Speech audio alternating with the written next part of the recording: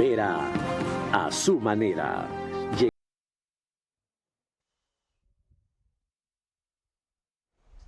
Bienvenidos. Hace más de un año que quiero desarrollar un programa sobre este tema, la cultura de la legalidad. Y esta mañana cuando vi a nuestro invitado, el doctor Pablo Alarcón, director de la Escuela de Derecho de la UES, con Liz Valareso en Desayunos 24 de Teleamazonas, dije, es la oportunidad. Porque desarrolló algunas de las ideas de su tesis y porque con la mayoría estoy en desacuerdo. Y justamente creo choque de visiones entre preguntas y respuestas saldrá más claridad para ustedes del valor que esto tiene como principio, como concepto. Es innegable. Pero pregunto yo, la cultura de la legalidad, de esta, que impide progresar. No hablamos de que no se fomenta la inversión extranjera, de que los sectores estratégicos en la Constitución frenan el desarrollo, de que es excesivamente garantista, de que la naturaleza está por encima del ser humano, sin que ha hecho la Corte Constitucional responsable de hacer que se la respete o de interpretarla correctamente, haciéndolo cuando le da o la gana como ha querido por sus aberraciones y garantismo. Bueno, vean un fragmento de lo que dijo el doctor Pablo Alarcón esta mañana. Hay muchas incoherencias y creo que es necesario que nos pongamos a debatir sobre temas profundos. Mientras tanto, está bien buscar los remedios a corto plazo, pero no olvidemos lo de fondo y no olvidemos a todos los actores del problema de la crisis judicial, por ejemplo. Yo ahí me parece amante hablar también de quienes hacen uso del sistema judicial y no solamente de las personas en general, sino de los profesionales del derecho. Es tan titular que hablemos de ellos, que hablemos de nosotros, para que entendamos cuál es nuestro rol dentro del sistema de justicia. Si nosotros somos los generadores del rompimiento de los vidrios del sistema de justicia, entonces, más allá de que tengamos extraordinarios jueces, fiscales, la situación no va a variar. Vera a su manera.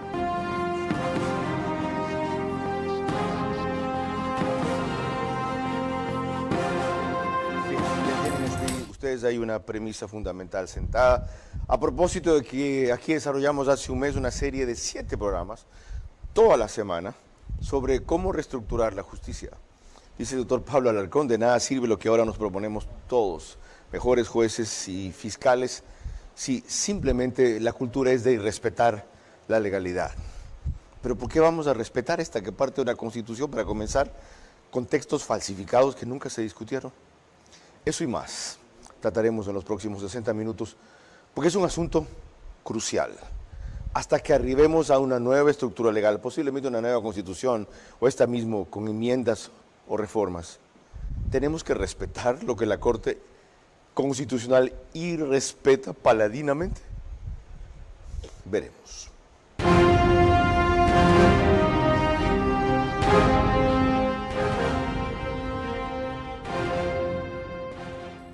Solamente te pediría eso, controlar las pasiones. Por lo demás, tú nunca te fuiste porque tu puesto como entrevistador, el mejor entrevistador de la televisión, quedó vacío y finalmente has regresado a tu cauce porque el brillo vuelve a su cauce. Este es Vera a su manera. Un comunicador que desde 1975 ha sacudido la televisión con formatos y estilos polémicos, sin ocultar sus simpatías ni jactarse de objetividad, pues el periodismo de opinión siempre asume una posición. Bienvenidos a coincidir o discrepar con Vera a su manera. Opinión con propósito. Democracia.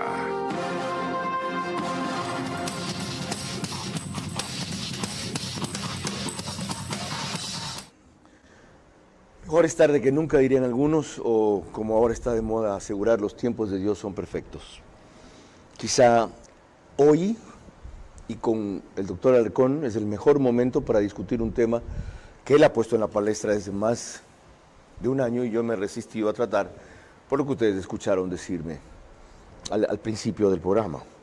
Y esto porque están pendientes resoluciones, se están tomando otras en el Consejo de la Judicatura, aunque estén 3 de 5. Hay una ley de integridad pública ya en vigencia. Hoy la ministra de Trabajo emitió un decreto en donde establece los parámetros para poder desvincular, como dicen ahora, funcionarios públicos. Pero en definitiva, porque nos estamos jugando la suerte del Ecuador en la justicia. 62 aprendidos de los lobos. ¿A cuántos van a liberar los jueces? ¿Qué van a pretextar ahora respecto a que los elementos no se reúnen? Y luego, ¿cómo no comprender, no justificar, pero no cómo comprender a esos jueces en que por debajo les dicen o fallas a favor nuestro o desaparecemos a tu familia?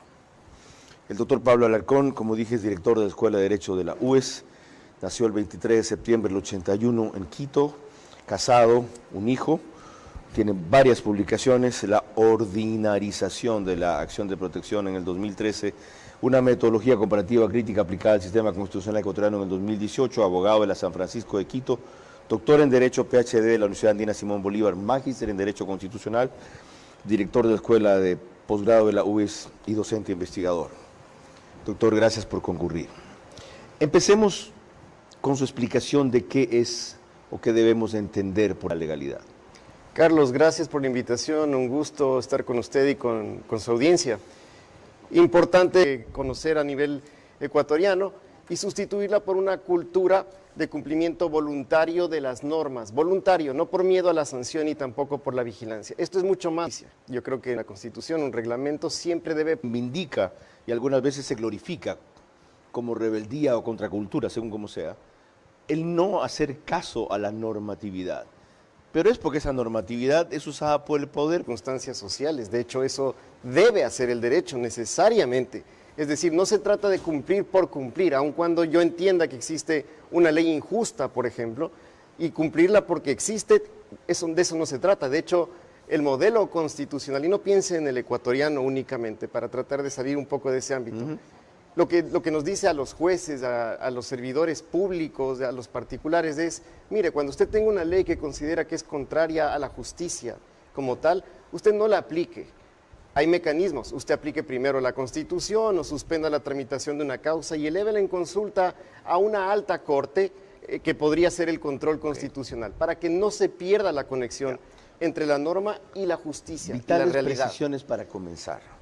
Esta, sobre todo, de que proclamar o reclamar en los términos que él acaba de, para mí, redefinir, pero seguramente desarrollar, porque antes no lo he oído antes no lo he oído previamente, quiero decir. ¿Qué es la cultura de la legalidad? Eso no significa oponerse a que se transforme o se adecúe mejor esa legalidad a la justicia, que era mi principal preocupación. Si en el fondo están propendiendo a que esta Constitución que todos queremos cambiar se respete. Pueden seguirnos por Facebook y YouTube de Ver a Su Manera. Estamos también en Extreme, TV Cable, que es canal 15 de Vito TV o 709. Y en DirecTV el canal por el que nos pueden seguir es el 194, que corresponde a Manavisión, aparte de 177 en RTU, pero ya María Clara les explicará eso. En efecto, gracias a RTU estamos en todas las cableras, eso quiere decir que usted nos puede ver a través del canal 177 en DirecTV, CNT, canal 12, TV Cable, canal 69, Claro TV, canal 30, Cable Unión, canal 9. Se unen aproximadamente 40.000 hogares para ver nuestro programa en estas cableras a esta hora. Cerca de 10.000 más se incorporan por Radio Centro, hoy 46 años al aire. Felicitaciones a Juan Javier Benedetti, que ha adoptado y superado el legado de su padre. En 101.3 FM en audio y en imagen para sus plataformas digitales. En Manabí, Candela con K, 89.3 FM.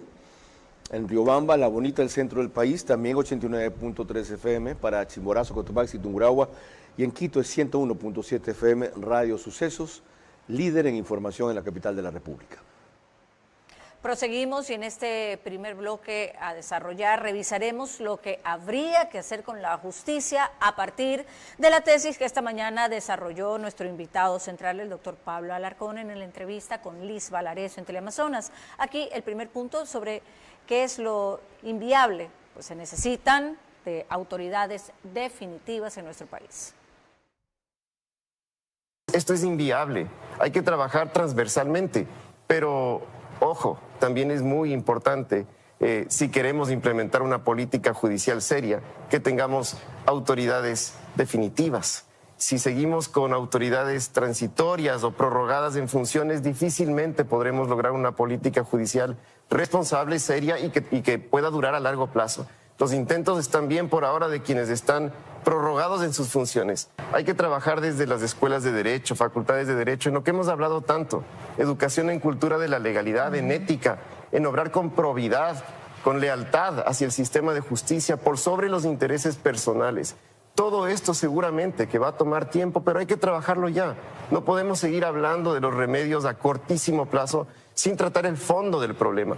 En las facultades y escuelas de derecho se forman jueces, se forman fiscales y obviamente si queremos un cambio, los futuros juristas tienen que tomar las riendas y cambiar esta realidad.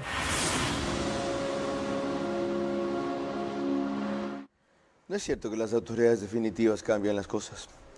La autoridad transitoria, que fue la de Julio César Trujillo, fue la que más cambió las cosas. Entonces, no es el periodo de duración de las autoridades, sino la calidad de esas autoridades. Carlos, si usted se fija nada más cómo está actuando este momento, el Consejo de la Judicatura, con 3 vocales, en los que ni siquiera se pueden tomar decisiones y uno de ellos se ausenta, como ya pasó hasta hace pocos días. ¿Usted cree que en condiciones como esas se podría llevar adelante un proceso serio y profundo de evaluación que debió haberse dado hace varios años atrás, desde el año 2019? Por eso está la ley de integridad pública. Esta fórmula. Por eso estás. Ya que están ahí, mientras estén ahí, despachen Por esto supuesto. rápido. Y ahora quieren procesos como los de antes, 90 días, que se pongan a investigar a cada juez. No lo sacan nunca. Carlos, esto se debió haber hecho hace mucho tiempo atrás. Por eso yo no estoy en contra de que se lo haga ahora. De hecho, no es una responsabilidad directa del Consejo de la Judicatura que estén funcionando con 3 vocales. Es una responsabilidad directa de quien tiene a cargo el proceso de selección. Ya, pero usted termina en lo mismo de siempre. Las escuelas de derecho, las universidades, probidad, ética, vienen 20 años predicándonos de esa vaina y no funciona. No es del todo cierto, Carlos. Si usted se fija en las mallas curriculares de las facultades y escuelas de derecho del Ecuador, usted se va a dar cuenta que incluso esa materia de ética profesional ni siquiera es una materia obligatoria. ¿Qué hacen los abogados cuando se gradúan? ¿Trabajar para quien les puede pagar? Por supuesto, pero Y sí, no para quien los llega a necesitar. pero nunca claudicando. Se graduó para ganar plata. Y aquí viene lo importante, nadie dice que no pueda ganar plata si lo hace bien, si lo hace correctamente, si lo hace éticamente. Aquí la discrepancia o la parte complicada, por decirlo de alguna forma, es que usted no abandone sus intereses personales, por supuesto va a trabajar por sus intereses personales, pero jamás eso puede llevar a que usted le rompa los vidrios al sistema de justicia. ¿Por qué no está pasando eso? ¿Por qué no está pasando lo que usted aquí invoca y reclama? Bueno, yo le puedo decir desde la universidad en la que trabajo, en la que estamos diariamente y hemos transformado todas las mallas para que se implemente una materia semejante a la cultura de la legalidad de la UES, en todas las profesiones. Porque además es un buen ejemplo en el sentido de lo que hay que hacer correctamente. Hablo en general de lo que dicen la academia. Sí. Por aquí, la academia, por allá, la academia más arriba, más abajo. 30 años hablando de la academia y lo que saben es hacer foros para resolver el mundo y después no cambiar nada. Precisamente por eso, Carlos, para no quedarnos en los foros con iniciativas que alguna universidad puede generar, es que esto tiene que ser continuo.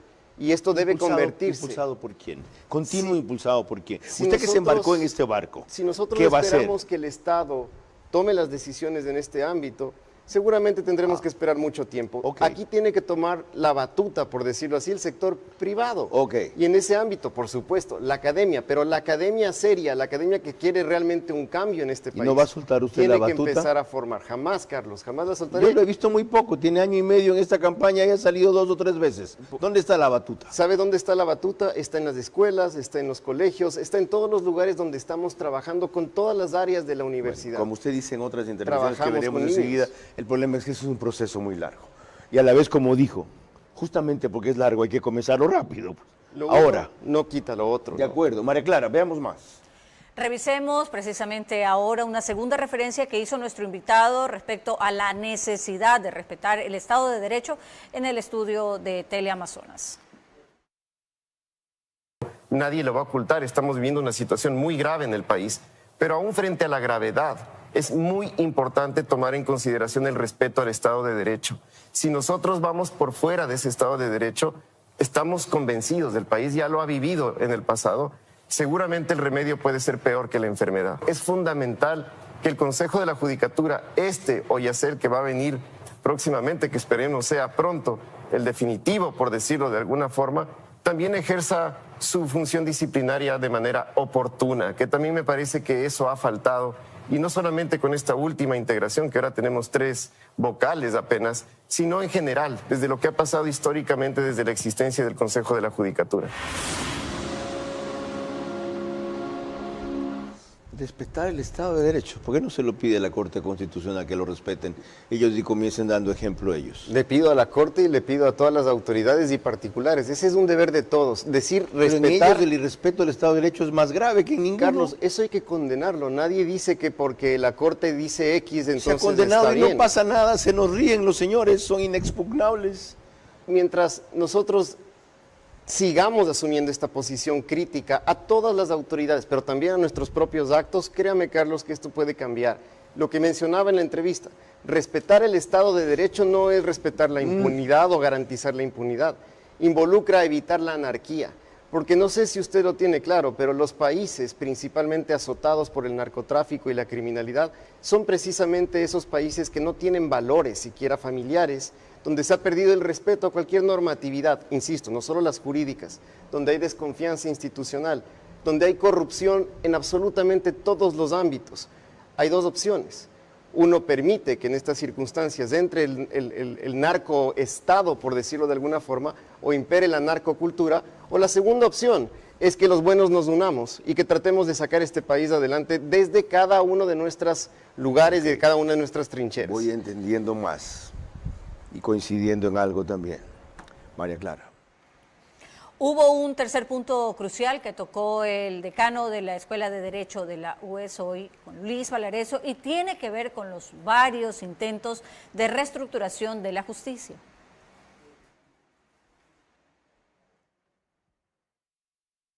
Hemos tenido varias declaratorias de emergencia en el sistema judicial, de hecho, con mucha pena constantemente estamos hablando sobre crisis judicial en el Ecuador. Esto no es de hoy y por eso tiene que ser diferente. Esto tiene que ser diferente. Desde el inicio hay que obrar de manera diferente. Este es un llamado a que se obre de manera ética y responsable. Creo que también debemos recordar que la evaluación al sistema de justicia, a los servidores judiciales, no necesitaba de la ley de integridad propiamente. Esto debió haberse hecho hace mucho tiempo atrás. La última evaluación, que ya se ha dicho en muchos diagnósticos, creo que todos tenemos los diagnósticos, la última evaluación se dio en el año 2019. Es decir, esta evaluación debió haberse dado hace mucho tiempo atrás. En todo caso, yo insisto, más vale tarde que nunca. Si se va a hacer ahora, que se lo haga bien. En este caso en particular, si la ley de integridad reconoce varias facultades para el presidente del Consejo de la Judicatura y el Consejo como tal, la evaluación tiene que ser objetiva. Esa es la única parte de la entrevista con la que estuve de acuerdo, porque coincido en que esto tiene que ser diferente desde el principio, o no tenemos regreso. Pero usted no dice en qué sentido tiene que ser diferente. Está atado a la cultura de la legalidad y por eso insisto tanto en esto. En primer lugar, porque si nosotros queremos que esto sea diferente, lo primero que debe suceder es que las personas, porque a veces nos olvidamos que las instituciones están compuestas por personas, que las personas, los seres humanos que están a cargo de la toma de decisiones, en este caso 3 vocales y principalmente su presidente del Consejo de la Judicatura, obre de manera leal. ¿Leal con qué? Leal con la normatividad que ahora rige sus competencias. Justamente porque no ha sido así y no se integra el organismo completo, y esto va a demorar un poco, es que saca el gobierno esa ley de integridad pública que le permite un proceso expedito para evaluar jueces y fiscales. Pero usted dice que se teme que esta no sea la mejor manera. Mire, Carlos, primero, y para clarificar lo que se mencionó en la entrevista, la evaluación per se del sistema de justicia, de los servidores judiciales, está garantizada en la Constitución y también en el Código Orgánico de la Función Judicial. No ha servido de nada, 11 años para evaluar fiscales pero sin Carlos, hacerlo. No ha habido voluntad ni siquiera de hacer la evaluación. No ha habido valor de hacer la evaluación. Y ahí está el problema. Si usted tenía las herramientas y desde el año 2019 no lo hace, bueno, estamos pasando el peor momento Por de la eso historia esta ley te republicana. dice, mire, ¿Y que lo que esto ha sea que te servido? pasa, aquí tienes una forma de hacerla rápida. Y ahora dice, ¿cómo los van a evaluar? Es muy sencillo, comiencen por los casos más escandalosos, ya vamos más adelante a revisar uno. Ahora sí, con la presión de la opinión pública, ahora sí el Consejo de la Judicatura se dio cuenta que o hacen lo correcto o se hunden más de lo que ya están. Entonces, la ley sirve, la de integridad pública sirve, y usted no Carlos, yo no he dicho que la ley de integridad no sirva. Lo que dije es que la evaluación debió haberse hecho hace muchos años atrás, que no necesitaban de una nueva ley. Esto lo para hacerlo. viabiliza más rápido. Nada les cuadra a ustedes. No, a mí me cuadra la evaluación porque estoy consciente que esta evaluación debió haberse hecho hace mucho tiempo. Por eso señalaba ahí. Y Más no le vale molesta tarde que sea nunca. expedita Más vale tarde con que los nunca. desvíos que va a tener, con los manoseos que seguramente habrá. Es que no puede ser perfecta Los tampoco. límites de actuación, Carlos, y aquí es importante, y esto le va a decir seguramente cualquier persona que ha leído los instrumentos internacionales de protección de derechos humanos, aun cuando esto pueda resultar incómodo en muchas ocasiones, incluso difícil de comprender por la situación que estamos atravesando en el país. Pero cuidado, la discrecionalidad se convierte en arbitrariedad. Y por esa misma razón, hay ¿Sabe que qué? observar Le el ordenamiento. anticipo que va a pasar. Lo importante es que no sea la norma, doctor. Y ahí vamos, Carlos. Ojalá que la excepción. De excepción esas Correcto, y es que aberraciones. esas excepciones, lastimosamente este país en su historia de las excepciones de la última vez, nunca más voy a hacerlo, ha terminado construyendo su sistema Ahora, constitucional. sin comparar, ¿se imagina si El Salvador se podía pesar en lo que dicen los instrumentos internacionales, los tratados, los derechos humanos, a ver si resolvía su problema de inseguridad?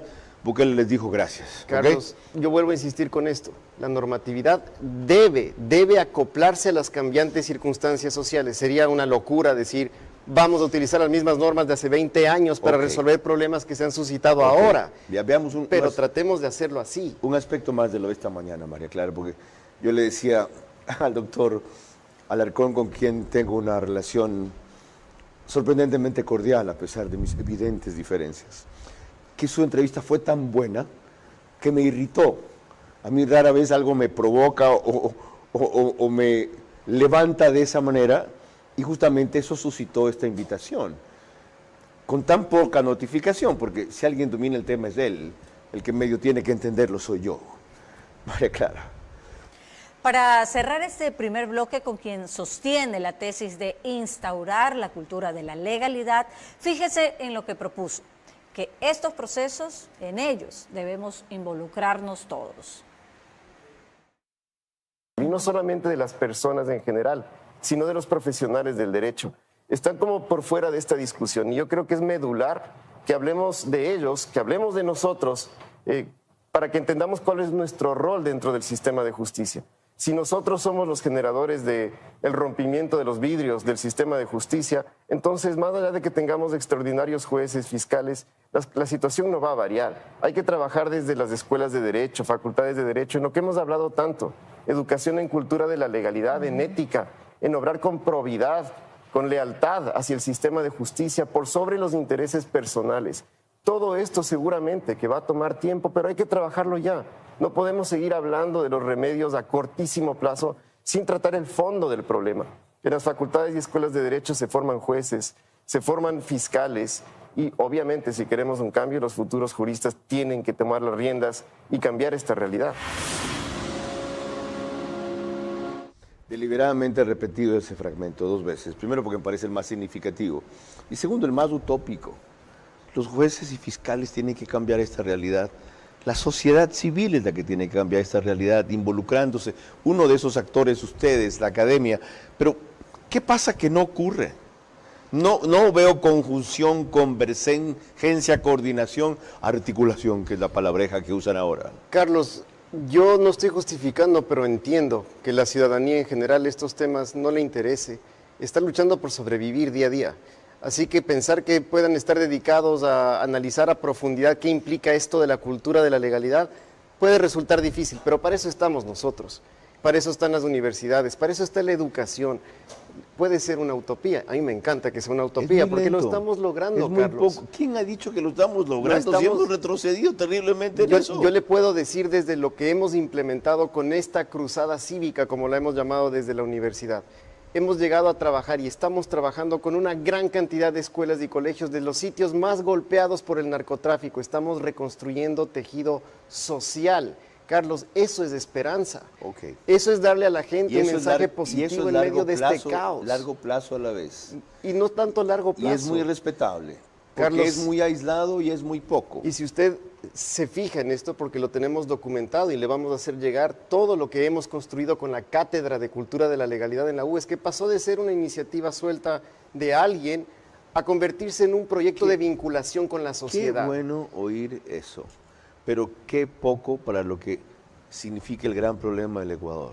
¿Cómo se puede multiplicar la iniciativa? Si cada uno lo hace, Carlos, el efecto ¿Y multiplicador por qué no la se divulgan alcanza. más? La estamos haciendo.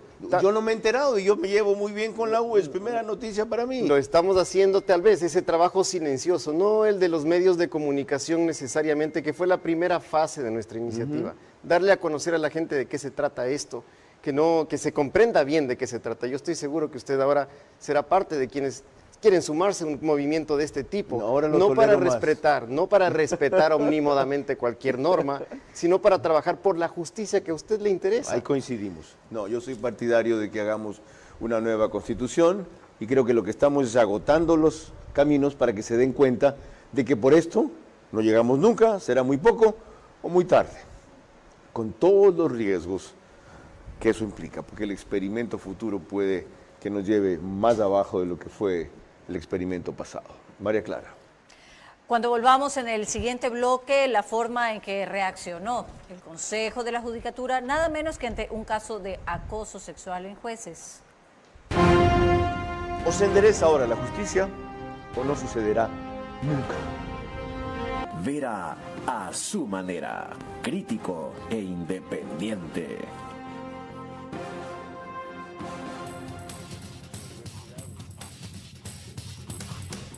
Cerrándome el cuello y la camisa porque hace mucho frío aquí un ratito. Proseguimos. Nos pueden ver para el reprise del programa en OnePlus, Canal 14, el mismo número en las 3 calderas que lo reproducen, CNT, Extreme, Claro TV, solo que al día siguiente, 6 de la mañana. Y en el caso de Zapping estamos en Canal 41, que es OnePlus ahí también. El periódico digital Ecuador en Vivo reproduce un resumen en su portal de noticias y página principal apenas concluye. María Clara.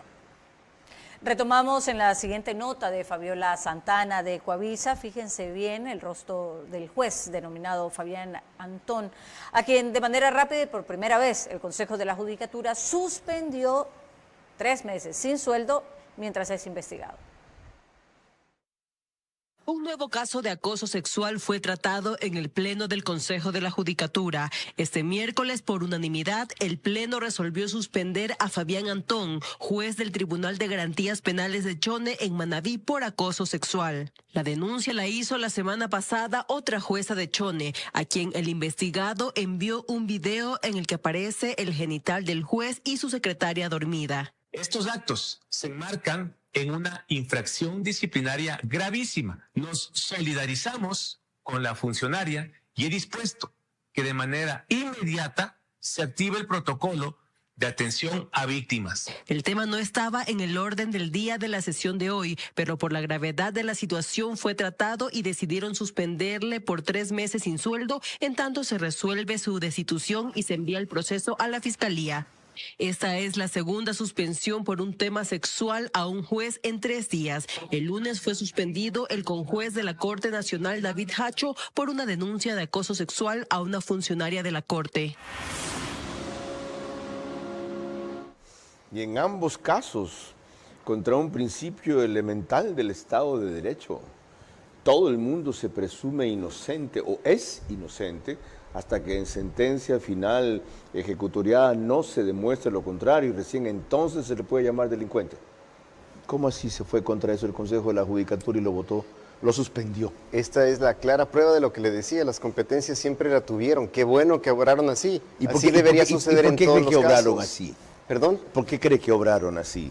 Usted sabe que es por un efecto mediático. Presión de opinión pública. Y ahí está una de las respuestas a una de sus interrogantes de hace un momento. ¿qué podemos hacer? Si el Estado hace esto o hace lo otro. Bueno, la ciudadanía con esto, con lo que está pasando diariamente, ha generado una presión. Claro que hay que tener cuidado con esa presión. Sí, porque la opinión pública a veces también se equivoca. Por supuesto, pero Correcto. esto demuestra que las competencias las tienen y ojalá que esto se repita en otros tantos casos que están esperando un análisis semejante. Ok, está claro. María Clara. Cuando volvamos, lo que evidenció la renuncia del juez Marco Rodríguez de la Corte Nacional, uno de los más antiguos y prestigiosos, que finalmente no aceptó integrar la terna de donde se escogerá a quien presida el futuro Consejo de la Judicatura. ¿O se endereza ahora la justicia o no sucederá nunca? Soy un tipo feliz contando lo que aprendí en la montaña. Y lo pendiente. Seguir aprendiendo en este oficio de ser papá, ser pareja, en este oficio de ser amigo. Experiencias y aprendizaje del primer ecuatoriano en subir sin oxígeno al Everest. Yo voy a la montaña a amarla, a aprender, a gozármela, a tomar fotos, a filmar. La alegría y sabiduría de un montañista ejemplar e inspirador. A palabras embarazosas, oídos anticonceptivos.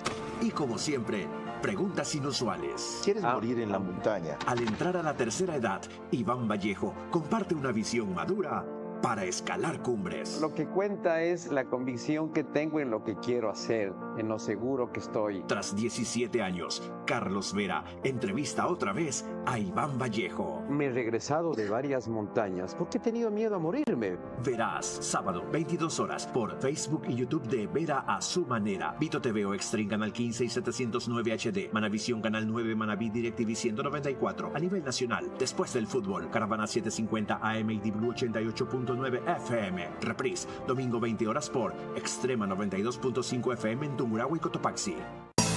De año en año, de lunes a viernes a las 9 de la noche, por Teleamazonas.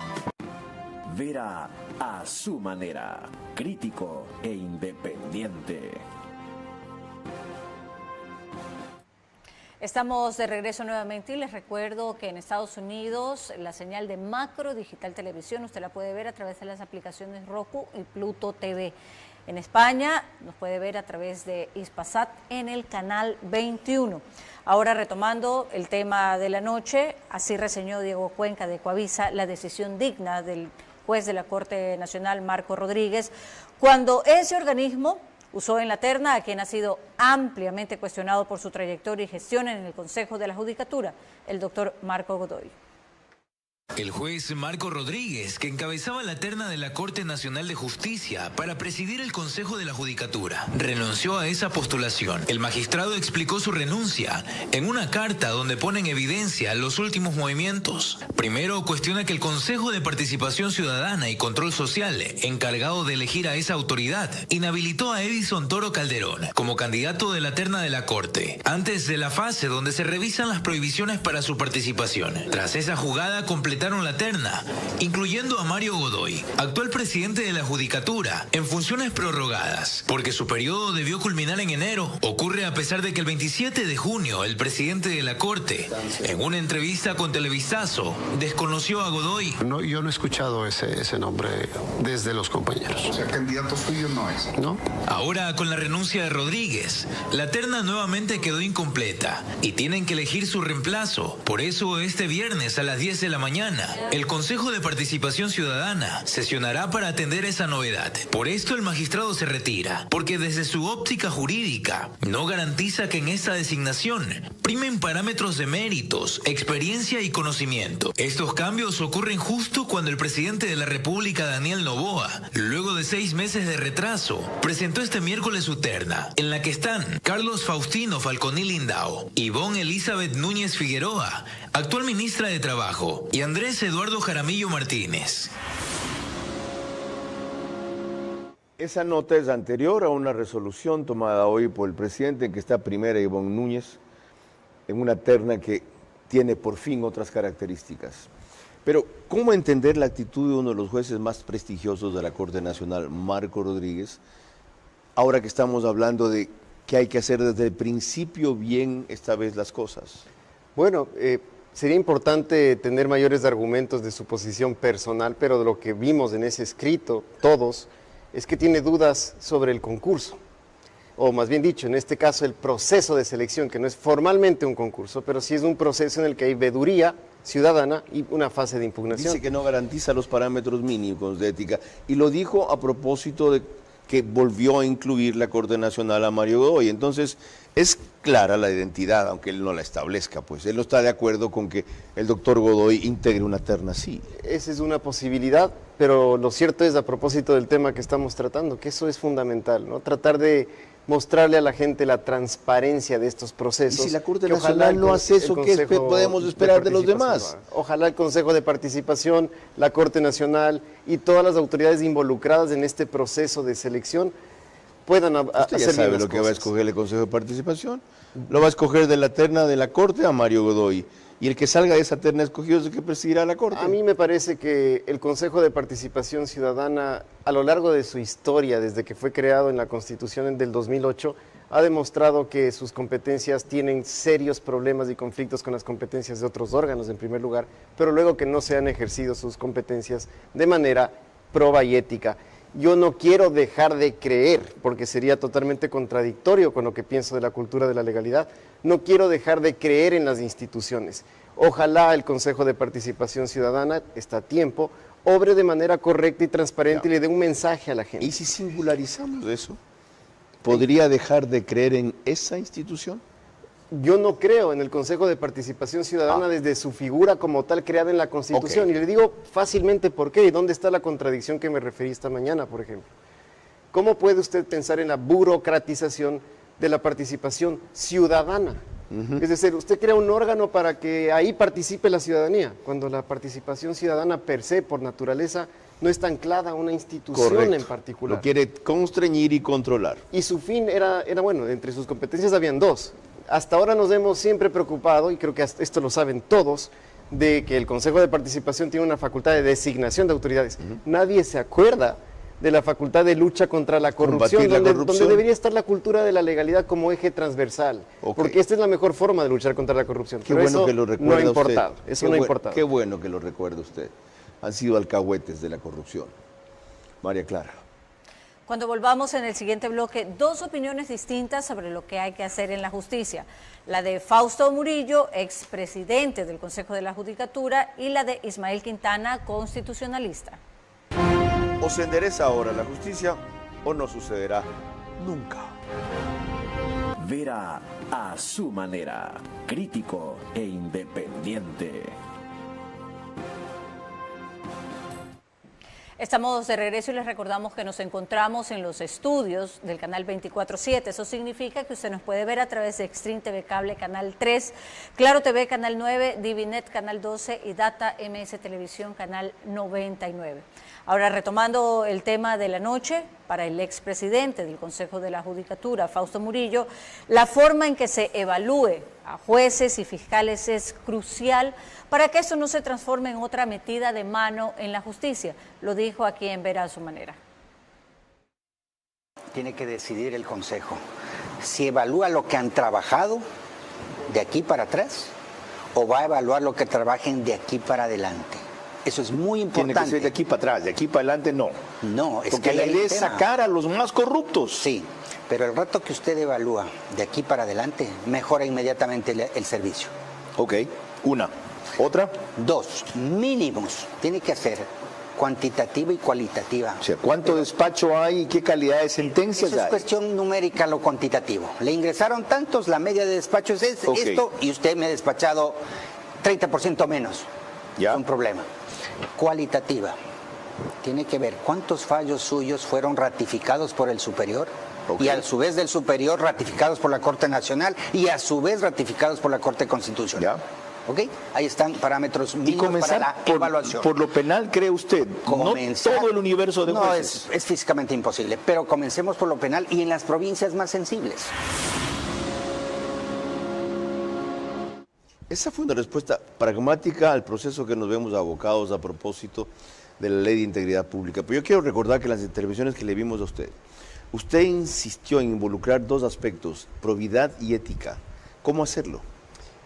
Primero que nada, en el instructivo, en el mecanismo que van a utilizar para llevar adelante la evaluación, que esto es crucial. Yo coincido con lo que mencionaba el doctor Murillo en ese ámbito. Y le dije hace un momento, cuidado, a propósito de discrecionalidad, vamos a la arbitrariedad y se convierte esto en un nuevo proceso de metida de mano a la justicia, que confiemos que no suceda así. Pero en ese documento, en ese instructivo que va a regular el proceso, debe establecerse un porcentaje muy alto de verificación de cultura de la legalidad. ¿Y cómo, Carlos?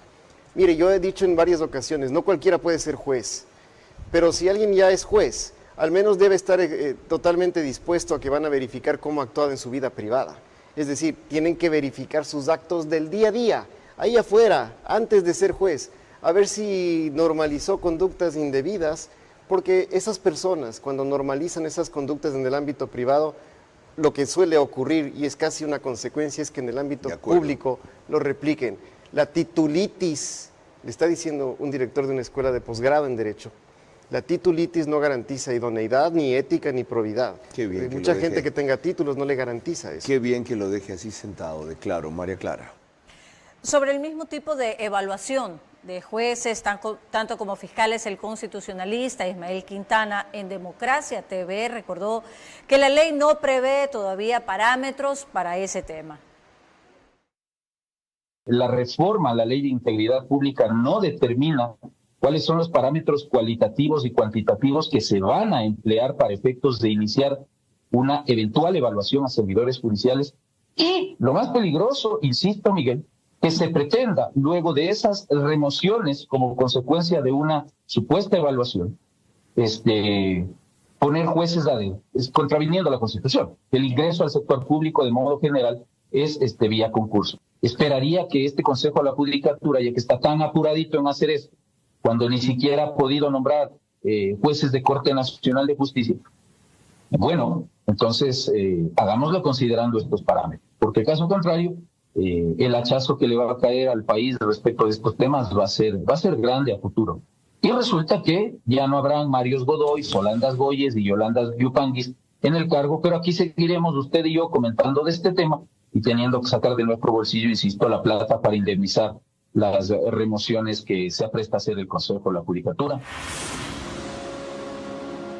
Asunto resuelto, si se incorporan los parámetros que acaba de decir el doctor Pablo Alarcón, si se atiende al decreto que hoy emitió la ministra de Trabajo, que justamente pone un reglamento, reglamenta cómo van a ser desvinculadas estas personas a partir de lo que dice la Ley de Integridad Pública, y si el Consejo de Participación Ciudadana no solo responde con sensibilidad a lo que se vuelve escandaloso, sino con responsabilidad a lo que han ocultado ellos durante mucho tiempo, como que siga todavía un juez vinculado a un grave caso de corrupción en la Corte Nacional, o que el juez Felipe Córdoba haya pretendido dejar como inocentes, sin ratificar un dictamen absolutorio a los responsables del atraco con los fondos para la reconstrucción de Manabí. Aquí tenemos todavía buena memoria. María Clara. Cuando volvamos ya en la parte final de este programa, mis preguntas para nuestro invitado central, recordándole que deben de ser respondidas en términos de sí o no, y los comentarios finales de Carlos Vera. ¿O se endereza ahora la justicia o no sucederá nunca? Vera a su manera, crítico e independiente. Mañana es feriado en Guayaquil, pero nosotros trabajamos. Hoy conmemoramos el natalicio del libertador Simón Bolívar y mañana un año más de la fundación de esta extraordinaria ciudad, sin duda en la peor de sus crisis, más que aquella que heredó León Febres Cordero. María Clara. Gracias, Carlos. Precisamente corresponden mis preguntas para nuestro invitado central, el doctor Alarcón, recordándole que deben de ser respondidas en términos de sí o no. La primera pregunta para usted.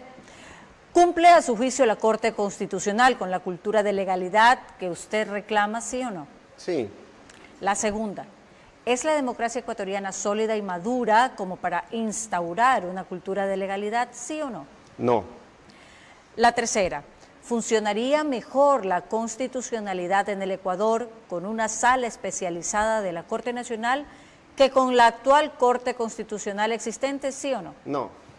La cuarta, ¿coincide usted en que el valor más importante del derecho no es la legalidad, sino la justicia, ¿sí o no? Sí.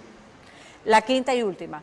Pedir respetar la forma en que se aplican las leyes en este país equivaldría a pedir respetar la injusticia, ¿sí o no? No. Muchísimas gracias, Carlos. Doctor Pablo Alarcón, gracias por acompañarnos para un tema tan complejo como determinante en este momento bisagra de la sociedad ecuatoriana en que se va hacia el caos o definitivamente se endereza lo que ustedes llaman un Estado de Derecho. Como se ha evidenciado a lo largo del espacio, yo discrepo ahora con menos de los conceptos del doctor Alarcón, que ha defendido y explicado bien, conceptualizado mejor todavía, qué quiere decir un reclamo, un impulso a que la cultura de la legalidad prevalezca en la sociedad. Y es básicamente evitar que volvamos a la ley de la selva, que se respeten normas básicas de convivencia plasmadas en leyes y en una constitución, porque el irrespetarlas nos lleva a un caos peor que el actual, que es de mal aplicarlas por parte de la Corte Constitucional principalmente. Por eso discrepo con la respuesta que dio a la primera pregunta de María Clara. Le preguntaba a ella si cree que la Corte Constitucional respeta la cultura de la legalidad. Él dijo que sí, yo digo que no. Y si bien no es como norma constante, lo ha aplicado en varios casos de una manera absolutamente preocupante.